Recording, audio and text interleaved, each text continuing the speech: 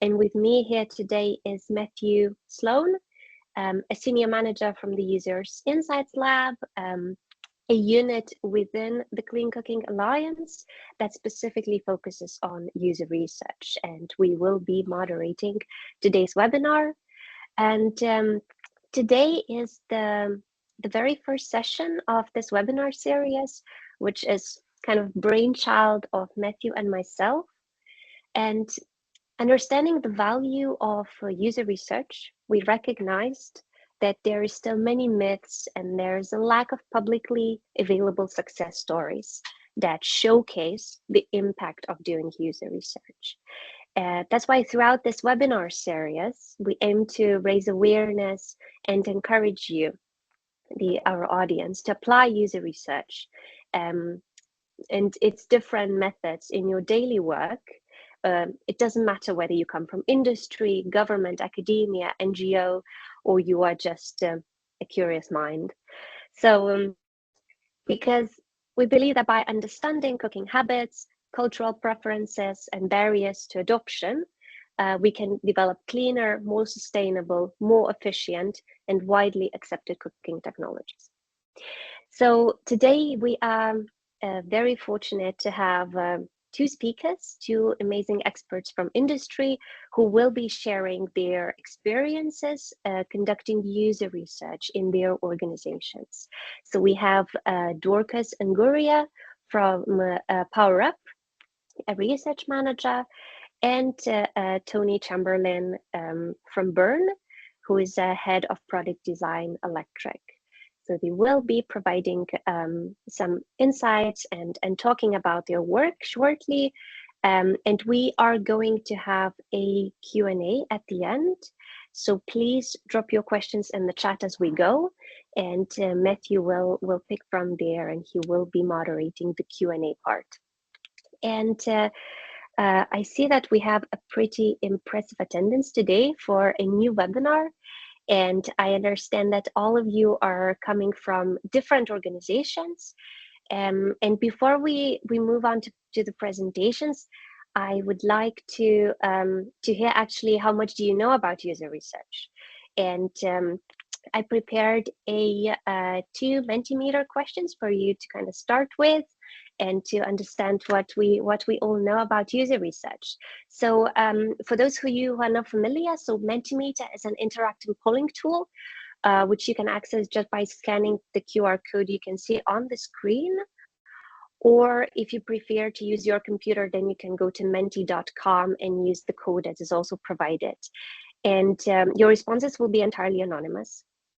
So let's just let me know if it all works, and I could move on to sharing the first question and then your answers as well.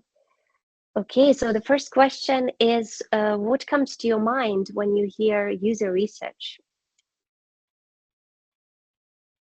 Okay, user personas, qualitative, yes. Ethnography, field research, evaluations, consumer-centered, surveys, yes, we use a lot of that.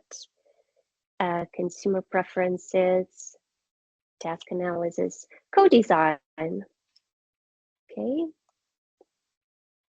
Participatory, client,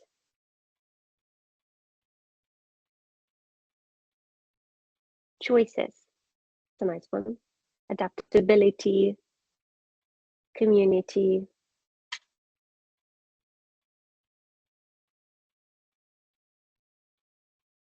Okay, we're still getting more answers. All right, but they're all very different. I can see that there's no such, sometimes there's just one very large insight. And now we have co-design, qualitative, ethnography, and participatory that are the winning terms. Okay, so I see that there is a broad understanding of what user research is, and I see that all these, from my experience, all these keywords are very relevant. And moving on to the second question, because I see that there are no more answers coming in. I would like to know also how do you currently use user research? So you can just give open-ended answers to this question. What do you, if you do user research, what do you do and how do you utilize that?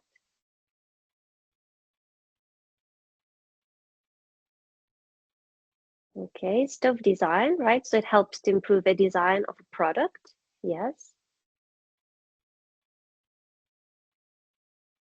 Yeah, to design consumer products and design health interventions, to understand consumer wants and needs.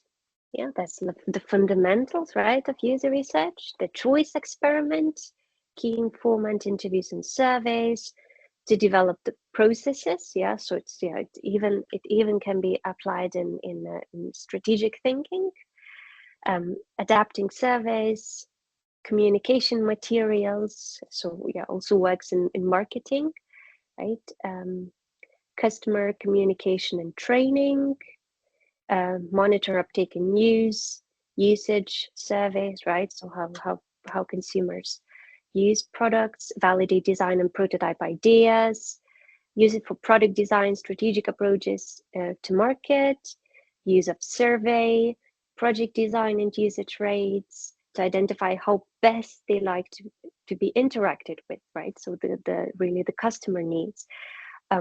Surveys, so we see surveys quite a lot. So it is one of the user research method. It's very correct. To design customer-oriented products. Okay, so I see that we have an audience that already has quite a lot of experience conducting user research. Also to get beyond simplistic understanding, to get a real appreciation of their perspectives and motivations. So I see that we have pretty experienced audience, and I hope that we will still be able to learn from today's presentations. So actually, without any further ado, I would like to give floor to Dorcas and hear her presentation. Over to you, Dorcas. Thank you, Aine. Just give me a moment. I'll be sharing my screen shortly.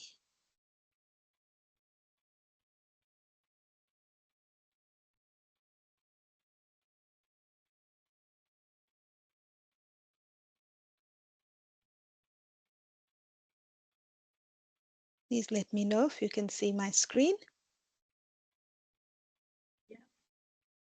Yes. Great. So, hi everyone. My name is Dorcas Anguria with PowerUp as a research manager. And this is just our perspective on the question of putting users at the heart of clean cooking. So I hope you're all energized and ready to kind of see what we've been up to. There's a saying in the commercial world that there's only one boss, the customer. This is Sam Walton from Walmart. But in PowerUp, we say there's only one boss, and that's the customer. Not the customer, the user. Cool. So PowerUp's journey to becoming user-centric has we're a young organization, and it's recently started in the year 2022 to 2023, where we would say we were at the beginning of our journey, trying to prove the value of research and user-centric research in designing product. We then last year moved into a space where we've started bringing research into the product life cycle more often. And now this year, our big goal is to start thinking more strategically about our research efforts. So what does that mean for the future? How do we integrate it more into what we do? And how do we begin to connect with our customers more? And obviously in stage 3, which is more strategic, is then maintaining a research strategy that continues to obviously benefit our organization, but also benefit our current customers. So I think everyone here on this call is in some stage of this journey. And I think the idea here, what I'm trying to say is that I think we also haven't yet cracked it, and we're also very open to learning and look forward to the future webinars. So examples of some of the user-centric research we've involved ourselves in or have incorporated into our day-to-day is, so we have ad hoc and we have our pilots that we do. So in ad hoc research, there are three core user-centric methodologies we use. So I think most of them you'd be familiar with: the one-to-one interviews, focus groups, and ethnographies. However, in PowerUp, we try to make those very specific to us in a way because of the nature of what we do. So with our one-to-one interviews, it would be a regular in-home visit where we're visiting the customer in their home. We're obviously leveraging discussion guides, and it's very conversational.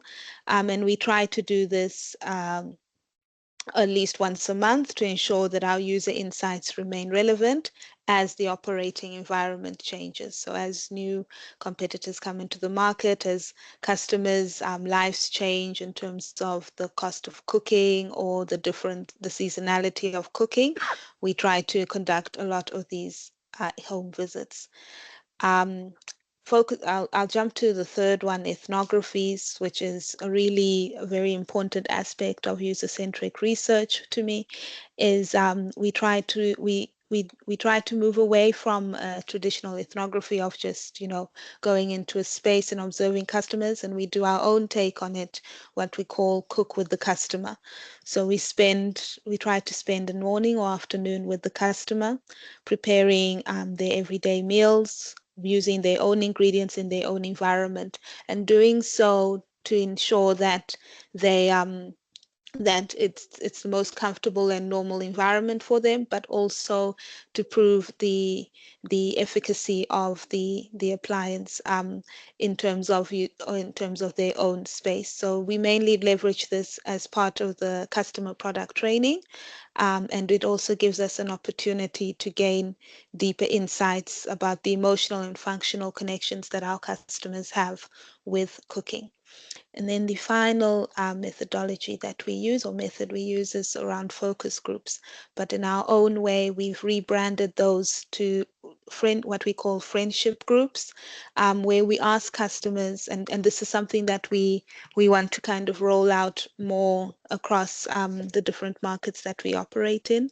So we ask customers to invite their friends or family that are interested in the idea of transitioning to clean cooking technologies for convivial afternoon of recipe swapping and discussion.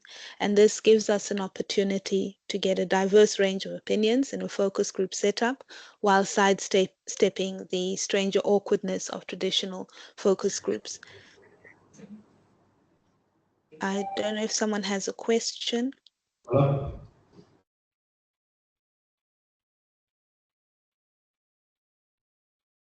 Okay, I will continue.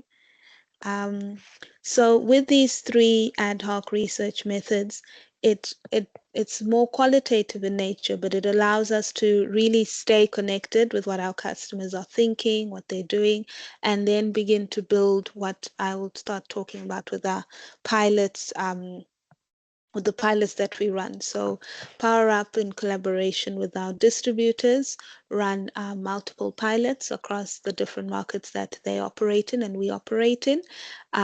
This late last year, we went into running our own internal pilots, and the pilot that I'll be talking about today is that. This pilot is a GSM pilot, GSM-enabled EPC pilot, which started in November last year and is currently ongoing. And it's being conducted in Uganda. So just a background for the pilot. It's as I mentioned, it's in Uganda. Uganda is the base of PowerUp, and it gives us, and in this market we really have a good understanding, and we are at the point where we've supported our various distributors with their own pilots, as I said, and we're undertaking our own distribution efforts, and we're implementing our own pilots. So the objectives is really to obviously understand the user persona and how it translates into the best in class usage. It's also to look at interventions. I noticed that when we asked what is user research, yes, it's about interventions and how do we drive that usage of the EPC. More days plus more time using the EPC would drive more kilowatt hours. And then the special part of this pilot is that we're able to then generate and analyze real-time e-cooking data from these e-cookers that we've distributed to 300 households in Uganda, and therefore understand the user cooking profiles. So in terms of our targets, we've obviously targeted households with electricity, larger households, and those that are using charcoal. We differentiated our prime prospect into three user profiles.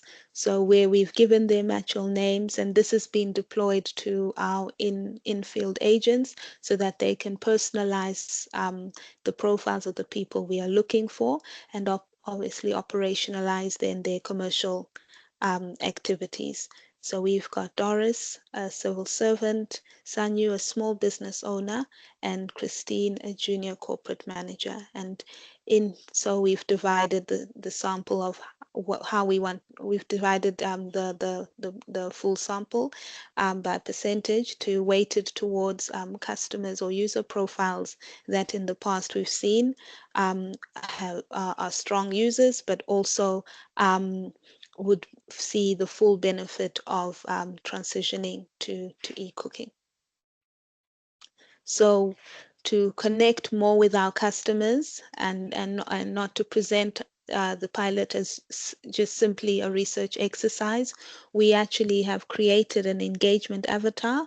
We've given her a name, Chiku, and this we've put this avatar forward as our social representative of the pilot. So whenever on all platforms that we're engaging with our customers, we have Chiku, and her role is to, on an ongoing basis, connect with the customers during the pilot, collect data points through our different research questions, and also understand the user experience. Most of our engagements are on WhatsApp, so WhatsApp for Business, where it's a one-to-one engagement. So we have kind of introductory content where Chico introduces herself. We share recipe books with our customers and get their feedback on the recipes. The recipe books are digital, so they are constantly evolving to allow customers to also add their own recipes. An engagement 3 is just an example of a post that we would put in directly to a customer, and we also have videos and other interactive content. So initially when a customer purchases, they are given some introductory content about the appliance. We refer to our customers as smart chefs versus just customers. And the idea is that every few days we are sending them messages. We are also sending them polls. We are asking direct questions. Therefore, the research process is no longer a sit-down process as you'd find in a traditional pilot where you conduct a baseline survey. You then engage with the customer either via the telephone or face-to-face interactions to get their perceptions. In this case, because we are on the closest device technically to a customer, which is their phone, we send them messages and they send us messages back. We also, because it's a GSM-enabled pilot, we also are receiving the data we're also receiving the data immediately. So that means that we are able to then look at the customer's behavior, isolate certain customers to understand what kind of presets or buttons are they leveraging on our appliance, what times are they cooking, how often are they cooking, and then understand what their behavior is. Whilst reviewing this user behavior, we are able then to develop interventions or communication content that's specific to that customer. So for example, if we notice a customer tends to cook in the evening, but they always use the rice preset, but maybe not the beans preset, we are then able to send them content specifically on beans to encourage them to cook beans. Also, we are able then to engage with that customer directly to find out if they have any challenges. For example, if we find in the data that they keep on receiving certain types of errors, we are able to preempt them making contact with customer service, and actually taking on the role of connecting with them to understand what the challenges might be, and if there are any training gaps, then organizing product training to be deployed to them, whether it's virtually or there's a face-to-face visit needed. Yeah. So maybe I'll move to what kind of targeted content. So for example, as I said, let's say a customer, we notice that a customer keeps on pressing not or does not press Matoke as a preset, we would send them a short video. So I don't know if I will be able to play my video, but let's just try.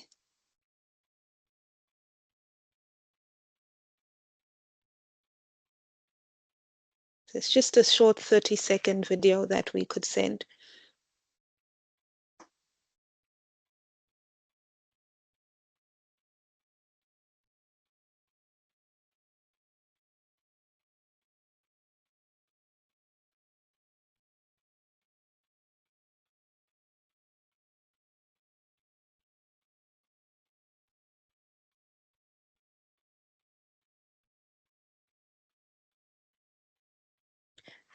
I hope everyone got to see that. But the idea around even the structure of our videos is to make it so like the customer's lived experience. As you can see, there's no fancy utensils used.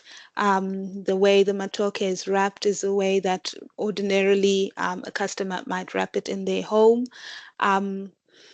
So with these videos, then it also enables the customer to see step by step how to use how to prepare certain meals, and also allows them to give feedback in terms of whether it worked for them.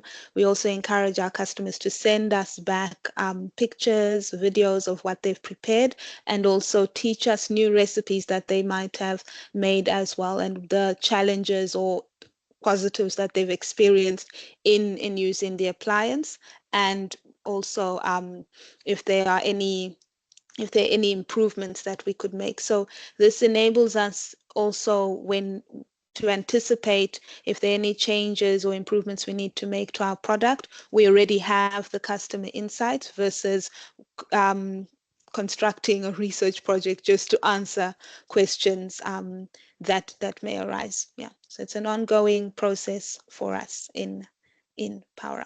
Yeah.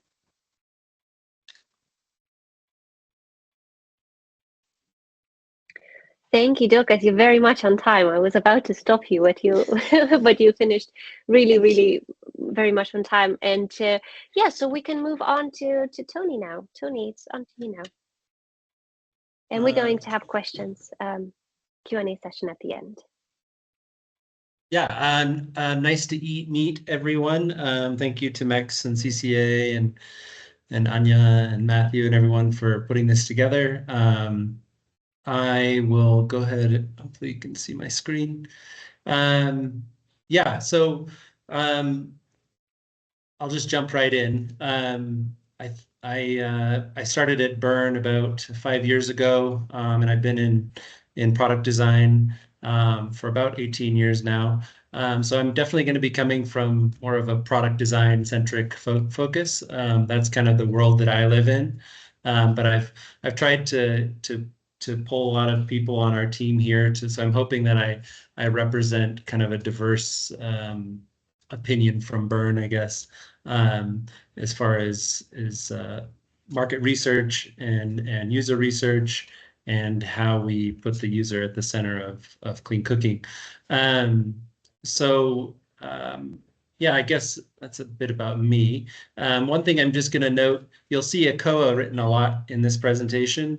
And for those who don't know, we're kind of in the middle of a branding, rebranding campaign, I guess you can say. So I will be using the word burn or ACOA back and forth, but I still probably say burn quite a bit. So I'm going to go ahead and turn my camera off.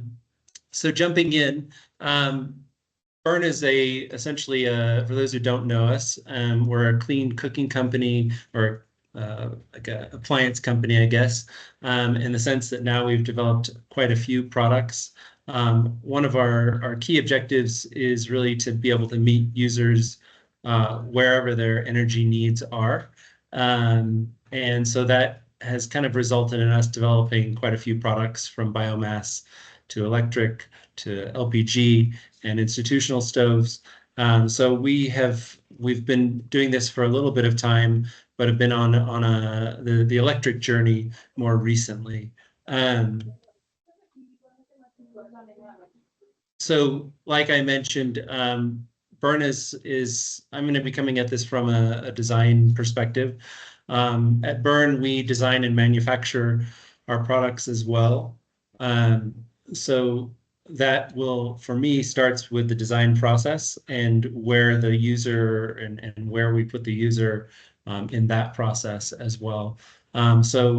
That process starts with the user. And I think a lot of people nowadays have gotten used to seeing these models of design thinking or human-centered design, but it definitely does start at the user and empathizing, discovering.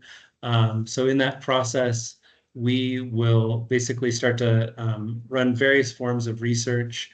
Some examples of that would be a lot of home visits. You'll see a trend, I think, in a lot of what I say today is that we've come to really realize that one of the best things we can do is just be wherever our users are in the field, in the homes, capturing how they're cooking, the methods they're using, things like that. So that's where that first step is going to start. As we start to understand our customer better, we start to define a set of problems, a set of desires, a set of aspirations that customers have, and start to create what potentially these solutions could get. Now, again, we keep taking these steps back to the user. So we will implement sometimes surveys. So we might start to define a project and start to realize, you know, we should check this, and we'll run a survey. Maybe it's a phone survey, maybe it's going out and visiting some key users that represent the target demographic that we're looking at. And then we transition into a design phase, which is like the fun part for me, at least, is really where we start to get to come up with solutions for what we've learned about the customer and the users. And then this kind of section here, the design, prototype, test, can be a loop. And oftentimes our prototypes we will place out with people. Examples of that with electric cooking would be that we will reprogram the firmware on an induction cooker and place it with users with a different UI or a different power profile, so that we can get feedback on that as we go through these different loops with testing and designing and prototyping. Yeah, and then as we move towards launch, we'll call it, or go time, that's when we start to do even larger pilots, larger forms of research where we can really make sure that everything's going to work from the physical product all the way through to the back end. So in software, we call it UATs, but essentially making sure that we are delivering what we identified early on. But again, continuing to loop back to the customer. So that's kind of, I guess, a snapshot of where our design process sits. The main tools that we're using here, I think, are pretty based on what I saw at the beginning of this, I think most everyone probably is familiar with these types of tools, but these are kind of go-tos for us. User interviews happening in the home, focus groups. These can be at community centers and central locations, depending. Sometimes they're different savings groups. And then we have user testing because we're doing product development. We're getting prototypes in front of customers as soon as we can. The image here is a cooker with a sticker on the top of it, trying a different user interface. Street surveys, they're kind of, maybe not as refined, but they're giving us a lot of information about general perceptions, willingness to purchase, getting things out in front of a large amount of people with a very diverse background. And then one of the things that is, we still use phone surveys because we have an internal team that consists of not just researchers, enumerators, but it's also, we have access to the call center agents, and we have agents that have been specifically trained on how to give a survey in that area. So those are sort of the big tools that we use. And then it's really the combination of those tools and then putting those together is where I think we get our best insights around the user. And the stated, which is what are customers telling us through home visits, through focus groups, testing in centralized locations, the data that we're getting from the IoT device. So I probably should have talked a bit about our product at the beginning. So we have an induction cooker that is a GSM enabled, so we can get real-time usage data from that. So that's become really key. We also have developed prototypes, much cruder with an Arduino that will log data so that we can get, if needed, minute by minute usage data off of devices, so that more quantitative data. So we put all that data together. And then the kind of third one that I like to emphasize on, because sometimes I feel like surveys and hard data are really common, but is the observational side of collecting information. So being with a person in a room, seeing how they're cooking, seeing how they're performing a task, or seeing what the sort of daily ritual looks like.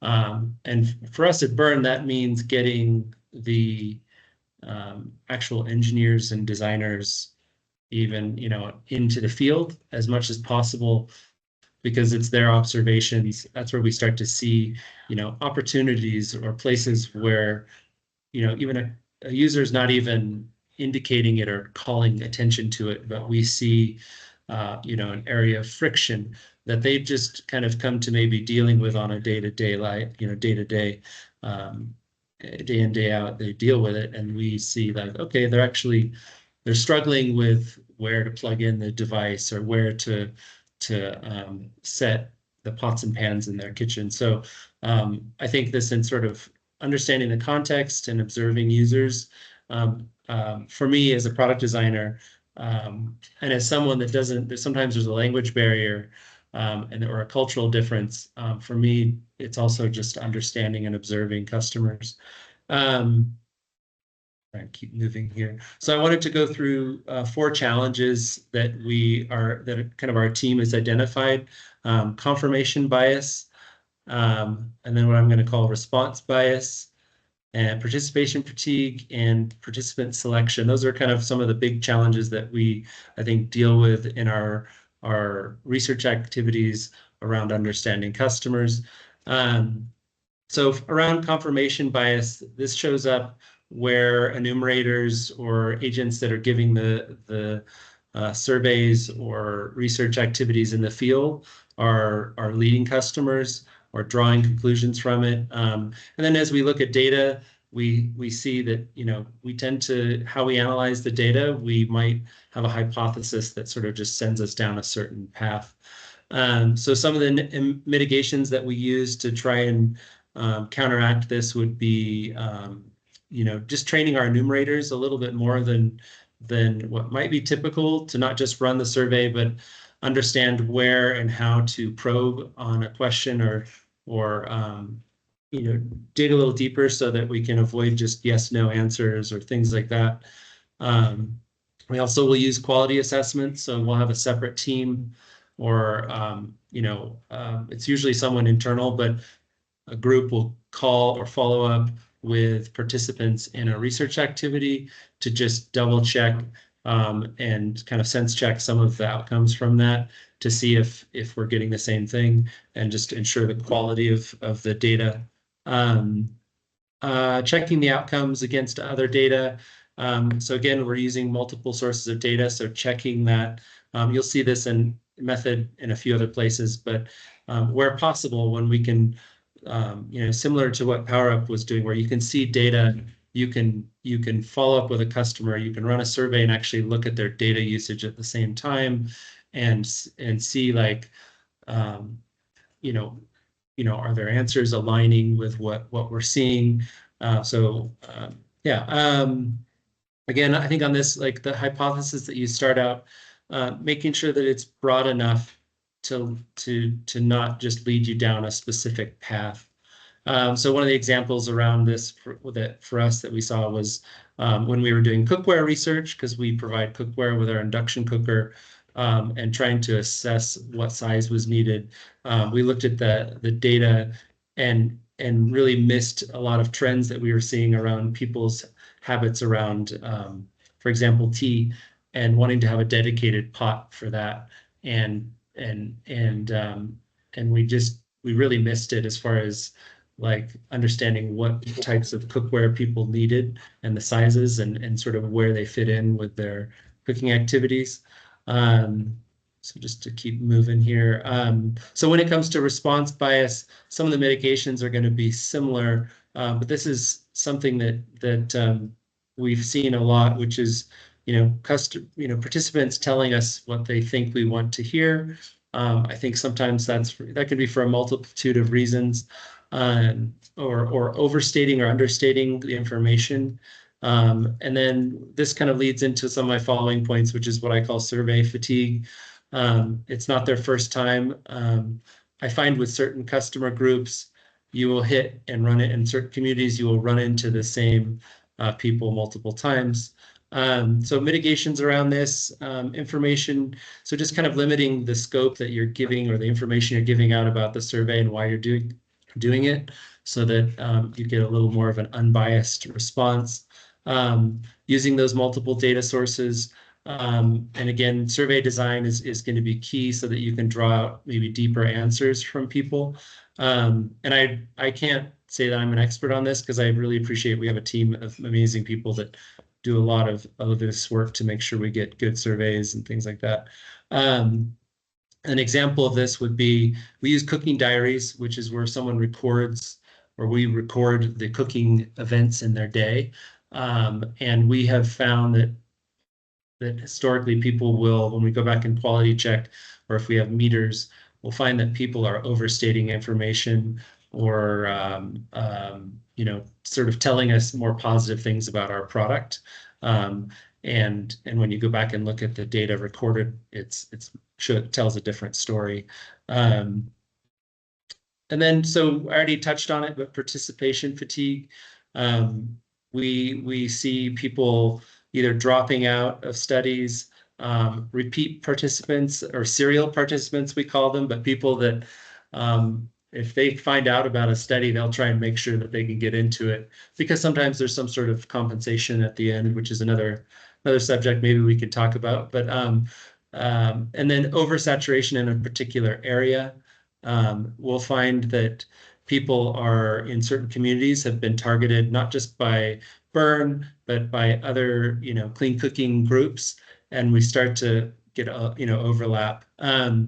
So one of the mitigations that we've developed just this last year is a platform for tracking existing customers, which is already part of our CRM system, but then leveraging that into kind of a database that allows us to filter and look for participants, and also exclude people if they've already been in our past studies.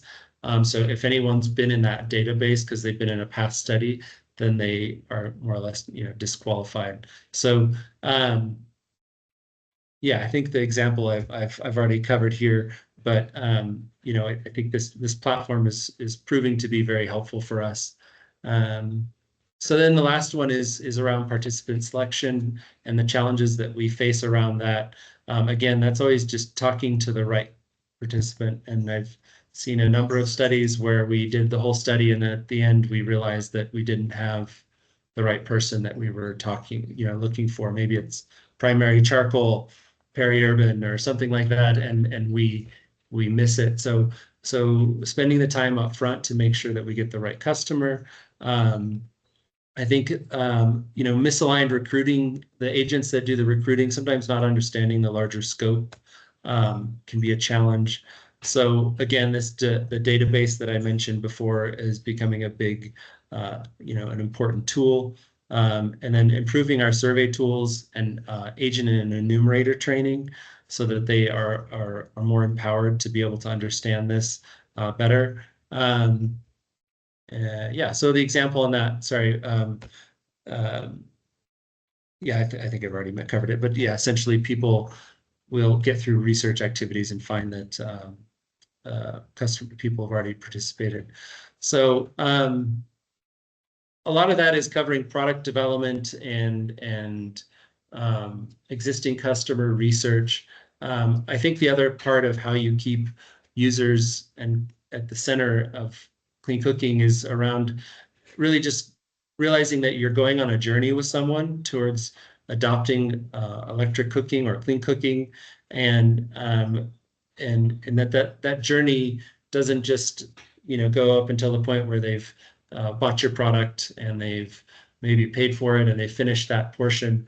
I think at BURN we really like to look at it as a long-term journey with customers, and so another way that you're going to be putting customers at the center is really continually engaging with them. So that's going to be just starting them out on the right foot with a comprehensive training and onboarding process, and then additional support when it comes to mobile and web platforms. So meeting people where they're at, not just with a mobile app, but WhatsApp, USSD systems that are useful, and then CX training for the customer service staff, making sure that they are trained and that there's systems where they can get a better understanding of a customer and provide better support. So again, we can make sure that people fully adopt and we get happy users. So I kind of went. Hopefully, I didn't go too quick on that, or too slow. But that's everything I had for today. That was perfect, Tony. Thank you both for your presentations, and I'm gonna hand it over to Matthew now for the Q&A. I see that there's quite a few questions in the chat. Yes, brilliant. Thank you, and yeah, 2 fantastic presentations. So thank you both for taking us all through that. We have 5 questions, which is fantastic, and please add questions if you have any more that come to mind as we're going through these. So first question from Tash. I think it's possibly with Dorcas. Have you evaluated the efficacy of the tailored behavior change messages or videos?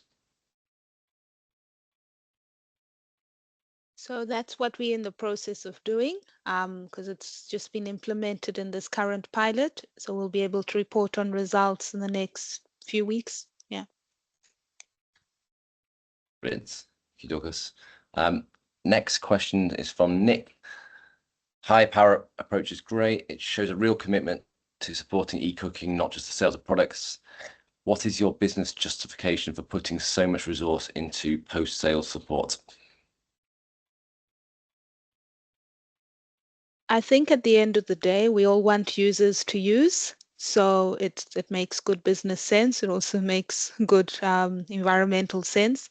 So by investing so much in post-sales activities, enables customers to easily adopt the product, but also encourages them to refer to additional customers, therefore building the business as a whole. Yeah, sure.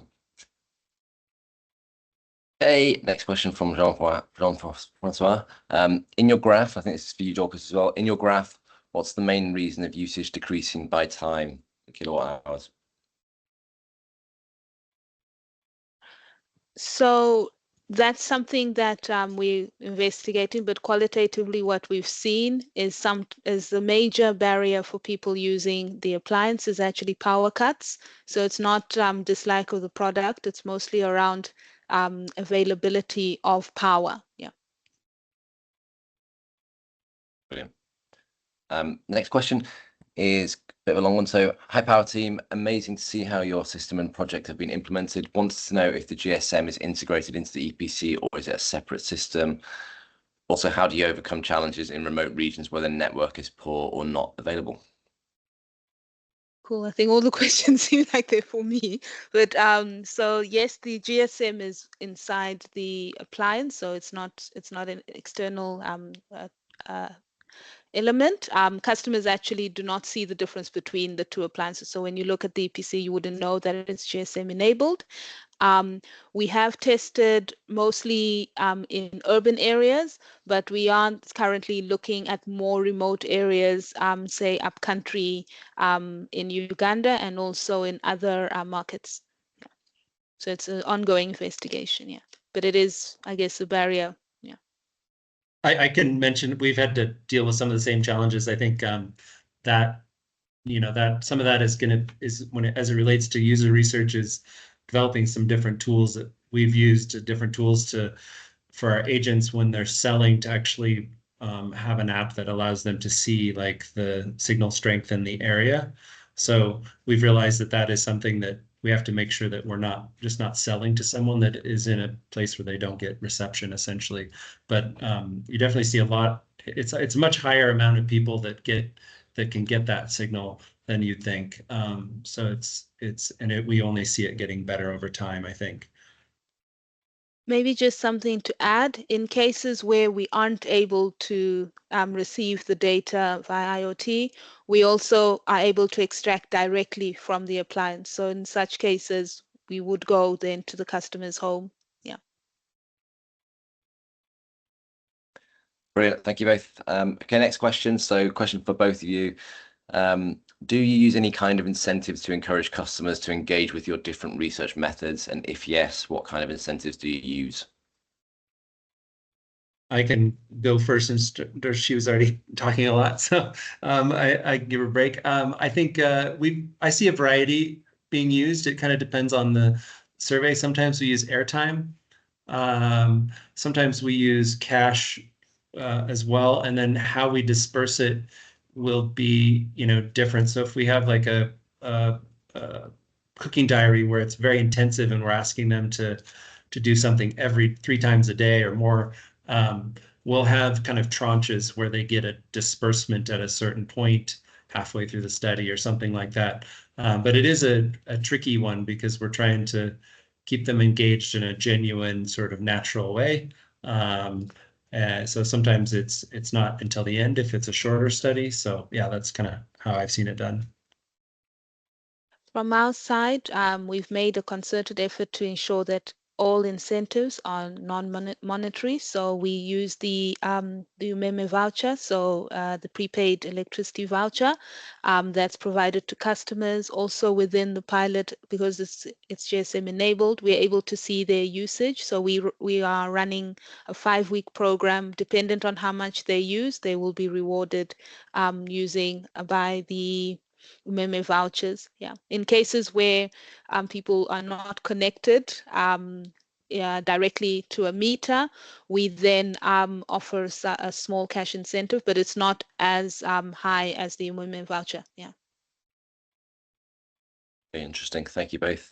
Okay, next question from Simon. So regarding after-sales support, surprised that the answer doesn't include carbon finance. Is that not yet a key incentive to you as suppliers? Question to either Dorcas or Tony or to both of you. Sorry, can you repeat that question? Sure. So it relates to an earlier question around after-sales support. Comment was surprised that the answer didn't also include carbon finance. Is that not yet a key incentive to you as suppliers?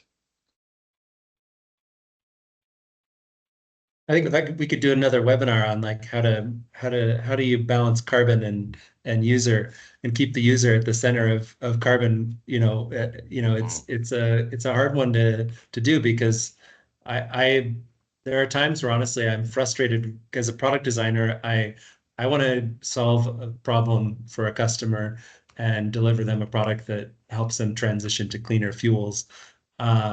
So in a way, I guess my approach is that if we can solve that, then the other stuff will come along with it. So usage will be high, which is what people want to see from a carbon standpoint. So I still just come back to the user. If we solve it there, then the carbon piece will solve itself. But that's my take. I think I'd go with Tony's answer as well. It's really once you solve the user issues, the carbon will come. Yeah, solve it and it will come.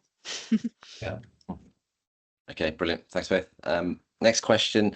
Tony, please give us examples of design changes that have been made and reassessed as a result of your interactions with users. So have you got an example or two just on some of the stuff that you were saying?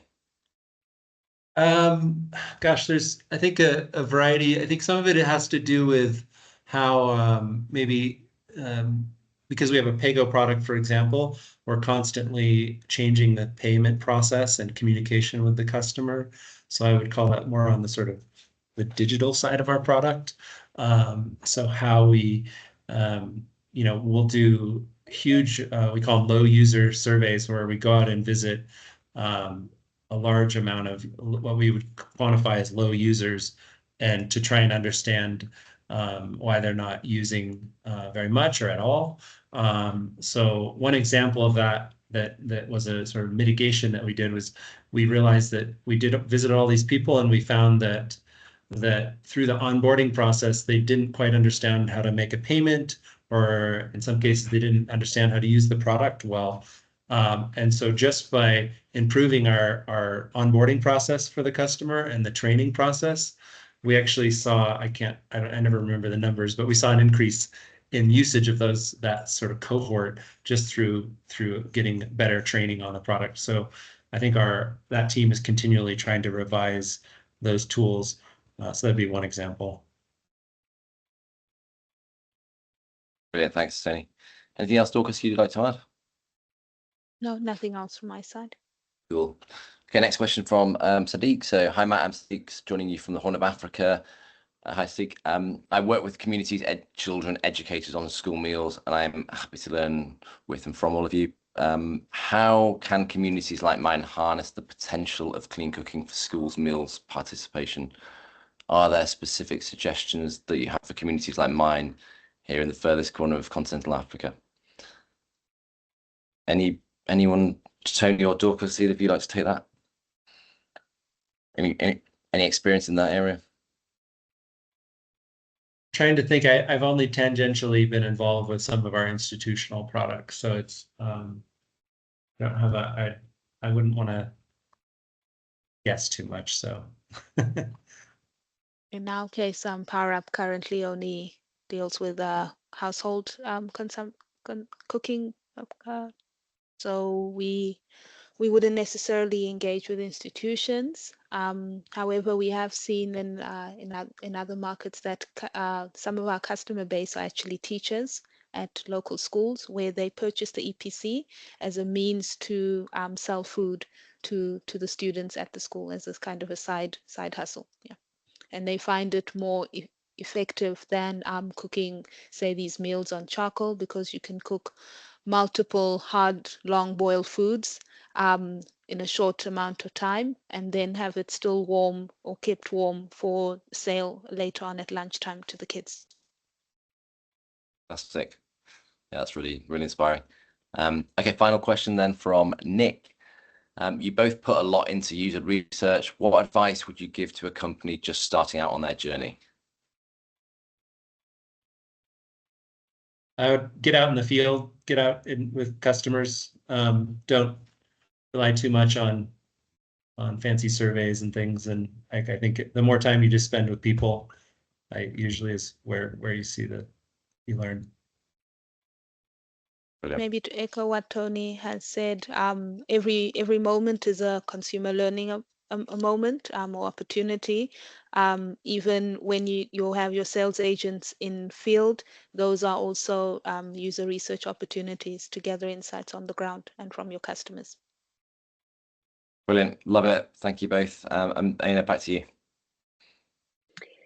Thank you. Well, I really enjoyed this discussion. A bit rushed, but we are running out of time.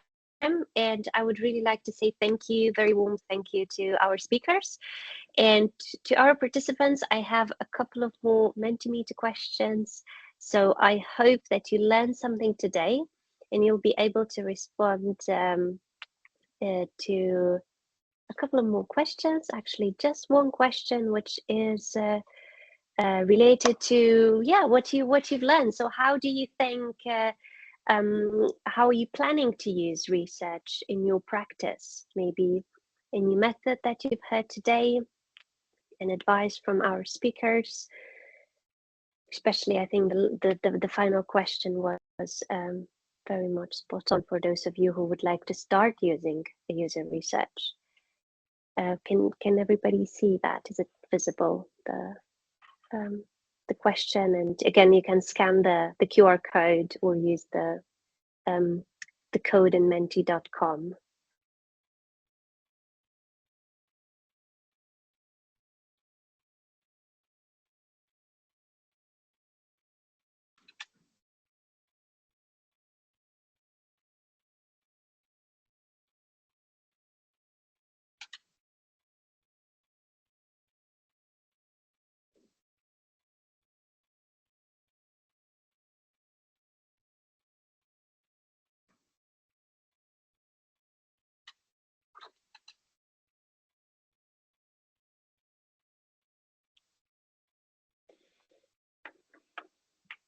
Okay, so try to use the expertise from the excellent work presented today. Yeah, well, I'm glad to hear that. That was all useful.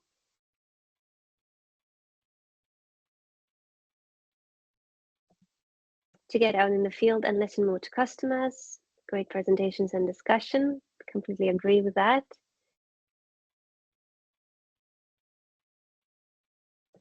Looking forward to get out myself with cooks and learn from them. Yes, so this is what I think we learned a lot about today. So going to cook with people and doing that sort of ethnography, which is very flexible in a sense as a method. And especially in clean cooking, there's a lot of hands-on and really cooking with users. Focus on direct in-field research. Also to get feedback from the customer on our products and design user-centric products.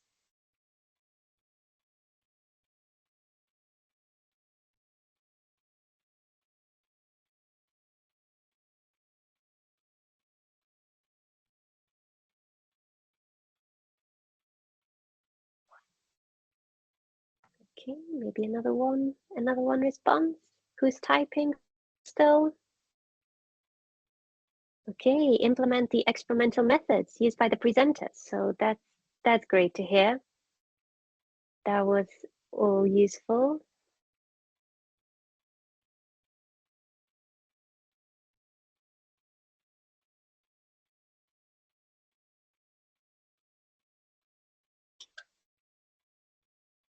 So yeah, getting feedback, going to the field, really using these hands-on approach. I'm very happy as a user researcher myself to hear about your willingness to use these methods. Okay, and because we already mentioned that this is just the first series of the webinar, and the next one we're going to do this quarterly event, and the next one will take place in approximately 3 months' time. And for making it really useful for you, we would like to hear what would you like us to be talking in the next webinar? What shall we talk about? What do you think will be the most useful for you as our audience who are interested in user research? So just drop your answers here, and this is the last question of today before we wrap up and say goodbye to each other.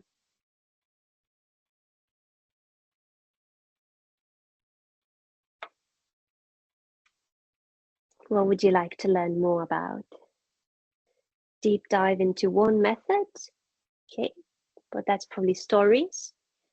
Yeah, So more stories from application of different methods, user stories, something that helps us learn, right? What we need to design or create and how to address user needs. Different stakeholders. So you probably would like to hear from different stakeholders, different types of stoves.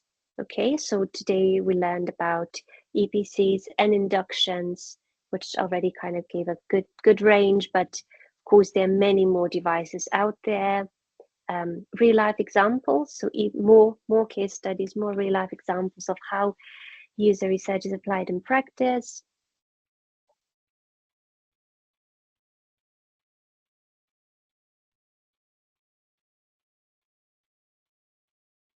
Product design for segments. Oh, that is a very interesting one. So I'm sure you're talking about customer segmentation, how to address needs of different segments, also how to identify different user segments.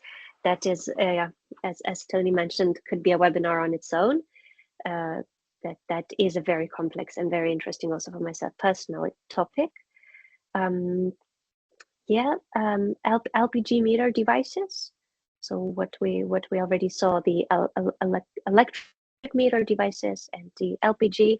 Okay, so there's interest in different fuels, collaboration in industry.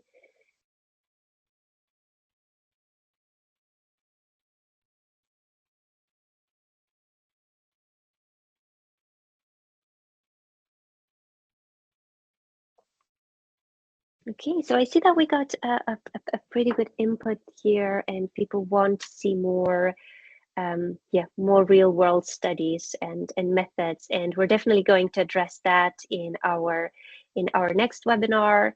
But for today, I'm going to say thank you once again for those who showed up, for those who stayed here a few minutes later as well, and yeah, I wish you all a great day. Warm thanks to the speakers once again. Thank you, Matthew, for running a great Q&A. That actually we managed to respond to all the questions. So I think it was a success. Thank you all. Thank you. Thank you, everyone. Bye. Bye, everyone.